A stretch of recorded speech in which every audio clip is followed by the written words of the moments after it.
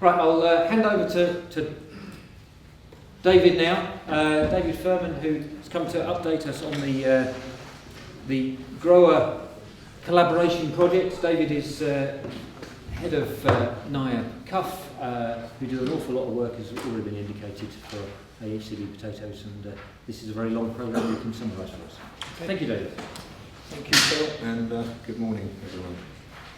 So, what I want to do in the next 20 minutes or so is just talk about an ongoing project that we've been running for many years, and give some of the background to why we started this, go through some of the mechanisms very briefly, and really the key outputs of it.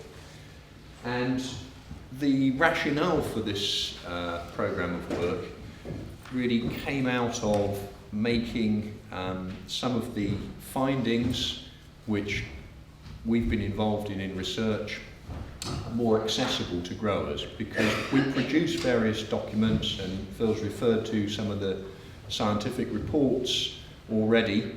Those are available, so are some more distilled guides, but there is still a step beyond the publication of these documents for growers to actually adopt the findings that are contained within them.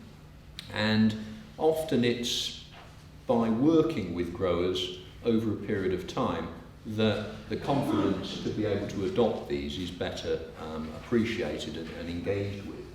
So the sort of areas that we've concentrated on are perhaps the ones that are relatively straightforward to work with growers on, and these have been largely concerned with seed rate recommendations and nutrients, and in particular nitrogen. We've also done a limited amount of work with irrigation, but that is one of the things that is somewhat more difficult to provide comparisons on, but we have done some of those as well. And further rationale for the importance of this work is that the profitability of potatoes is becoming more challenging, and there are considerable costs associated with some of these inputs. So by focusing on maximising their use, we can get some way towards more profitable potato production. Some of the areas that we've concentrated on can be sort of more widely used by growers, because the systems that we've worked with encourage the collection of information about the productivity of crops that enable improvements year on year. And so this is another really important element of the work that we've been doing, is to very much encourage growers to collect key information on their crops which allow them to effectively review their future strategies. So part of that is specifically on the things that we've concentrated on, but there may be other elements of growth associated with pathology, soil conditions, etc., that the sort of protocols and information gathering that we've encouraged should help to improve. And most of this can be done through a retrospective analysis, but there are some occasions where proactive change during the season in the way crops are managed can be effected through collecting the sort of data that we've encouraged. And this, I think, is becoming increasingly important for potato businesses, and there is a plethora now of platforms for collecting and curating data on crops. Much of this data at the present is really associated with simply inputs, but there are opportunities increasingly, and I think this will become more and more important, to collect information on the crop itself and the parameters of growth. And so this is another element of what I'm going to talk about. So I think I've largely covered many of the points on there, but essentially the Grow Collaboration Project is very much a collaboration between the researchers and growers. And the idea of it was to provide comparisons of standard agronomy, so what the growers were doing at the time we started working with them, with some changes that could be effected using information coming out of research work that's been done. One really important thing that I need to emphasise about the work that's, that we've carried out is that each individual comparison is not an experiment. And this is an important thing to appreciate with what can be commonly called split field comparisons, because we know that fields are variable. So even if we don't do anything, we might find that half of a field is inherently lower yielding than the other half. If we then apply a modification that has a real effect, if we apply it to half of the field that was lower yielding, we might raise that yield so that the two halves of the field appear very similar, and we might conclude that that modification hasn't got any value.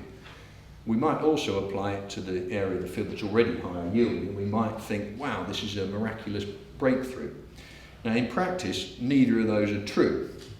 So we do have to be careful, but if we do this work over a large number of comparisons, we can actually use the information more effectively, and that's what we've done with this project by pooling all of the various comparisons, and I'll talk about that at the end.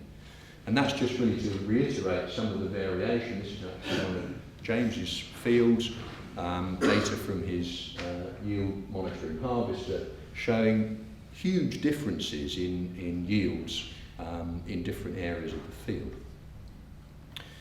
So the process that we went through was to make comparisons between what the growers' practice was originally, compare that with what we might recommend, and to identify situations where there was at least a 10% difference in some of the recommendations of seed rate or nitrogen, so that we stood some chance of being able to detect a decent difference. And then we would ask the grower to conduct a comparison of those two different approaches to the agronomy. And the sort of information that we needed to calculate differences in seed rate and nitrogen are listed there. I'm not going to go through them one by one in the interest of time, but particularly in the case of seed rate comparisons, one of the things that we tried to do wherever possible is to take account of the chronological age of seed, because this is something that from research work that we've conducted we know is an important component. That's not always available, and part of the process was to try to encourage the collection of that data and using it. The information about nitrogen application rates is largely sort of straightforward, although there are some more subtle pieces of data associated with the history of production that were taken into account. Similarly, growers were then supplied with a set of protocols and templates for recording data. Wherever possible, we encourage the grower to collect this data themselves with some assistance from our staff. And the more useful comparisons were made where growers were able to provide significant input to this data collection, and that allowed us to interpret what happened as these crops grew. I'm not going to go through the detail of this, but they're in the handouts that you have if you want to read some of the detail of the sampling and recording procedures. There are two really quite simple things that can be recorded on potato crops that have incredible value for their interpretation of how crops perform, and they're emergence and the canopy ground cover. And so these were again pieces of data that were collected wherever possible on the crops. And ground cover can be simply recorded using a grid like the one represented here, but during the life of the project we actually were able to introduce the use of a smartphone app, which we developed in collaboration with Landmark, and this was made available to the growers participating in this project. We also obtained information obviously on the yields and tuber size distributions of these crops using particular systems and protocols.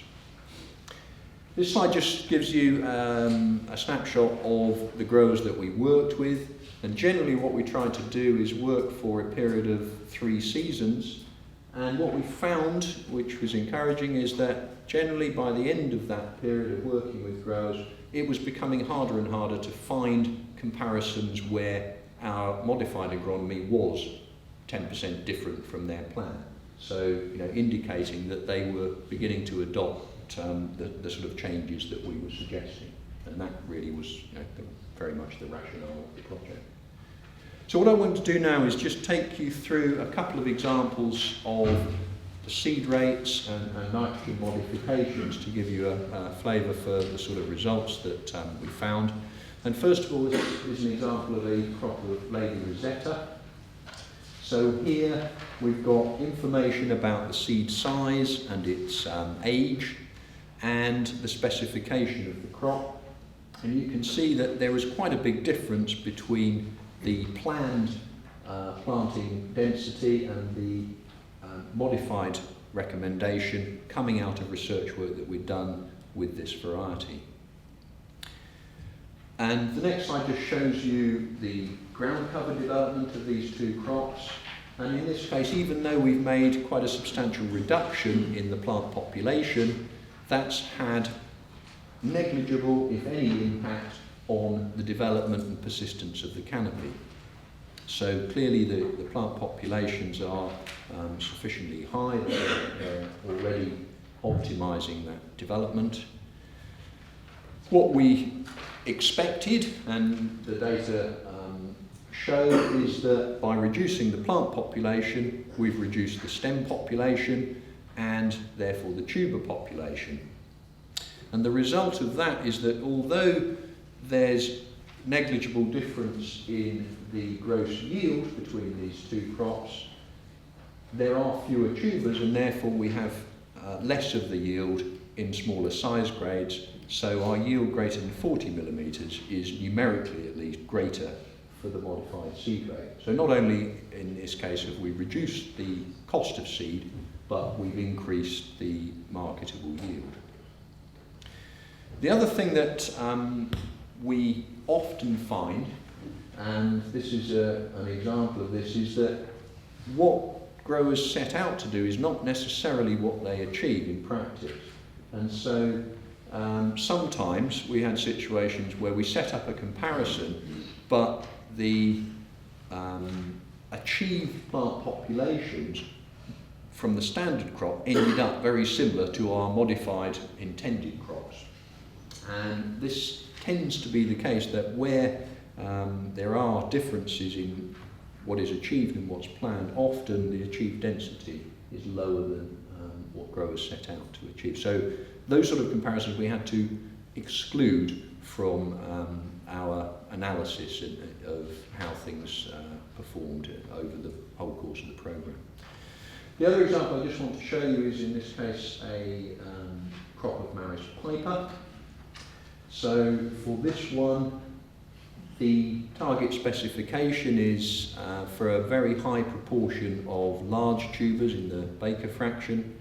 And again, we have recommended quite a significant reduction in the plant population in order to achieve that. In this case, you can see that there is a lower ground cover earlier on in the season, and that's what we might expect if we go to quite an extreme plant population, that we've obviously got fewer plants and stems earlier on to cover the ground. But you can see that both of these crops do achieve a complete canopy, and this persists for the rest of the season. Again, we have a lower stem population and a lower tuber population, numerically we have a slightly lower gross yield, but the impact of that reduction in the tuber population on the mean tuber size and the yield above 60 millimetres is that we've increased that markedly. So by sacrificing a small amount of gross yield, we've actually increased the marketable value of this crop significantly.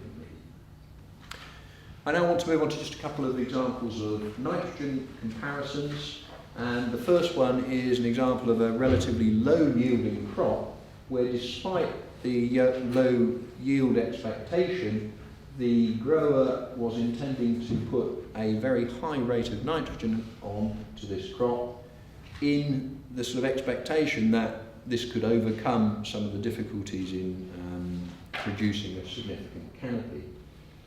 Our modified nitrogen rate was, as you see there, considerably lower. In practice, we've got a relatively poor ground cover development, but this is not as a result of nitrogen applications being inadequate. There are maybe some other things going on that pathologically or soil conditions that influence this poor canopy. And the result of applying a high quantity of nitrogen in this case is actually to suppress yield. And this is something that we see in a number of examples where the partitioning of the crop, so the amount of yield that goes into the developing a large canopy, actually reduces the gross tuber yield. So this is an example where that apparently has occurred. So we've got a higher yield from our lower rate of nitrogen. The other example is a much higher yielding crop. This is a crop of Maris piper. Again, we've suggested a reduction in nitrogen. In this case, the consequence of that was very little difference in the canopy production. Both these canopies persisting well into the end of August, early September, when the crop was defoliated, and no difference evident from the comparison in yield. So although we've not made a change in the yield of the crops, we've been able to reduce the nitrogen application. So, as I mentioned, although each individual comparison we have to be very careful about because of the problems of the split field approach that I mentioned earlier, if we collate a large number of these comparisons, we can actually make some statistical tests. And in the case of the seed rate comparisons, we, on average, reduced the seed rates by about 0.5 tonne per hectare.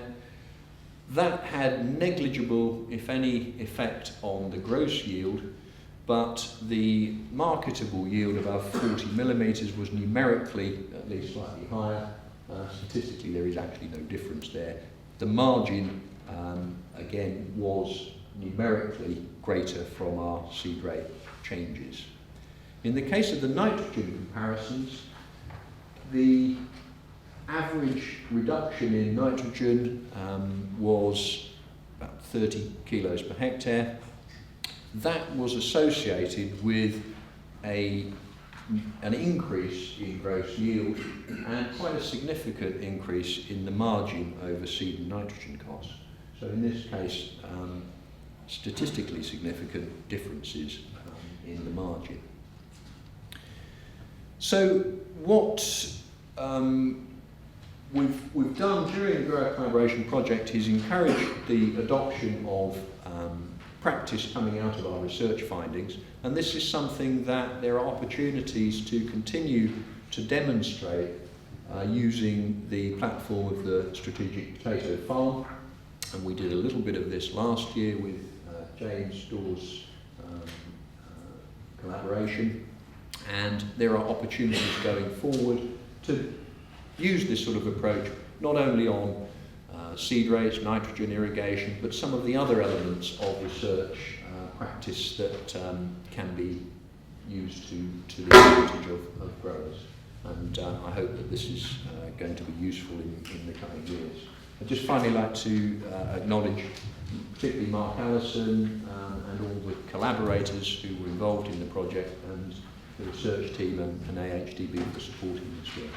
And if there are any questions, I'd be happy to take them.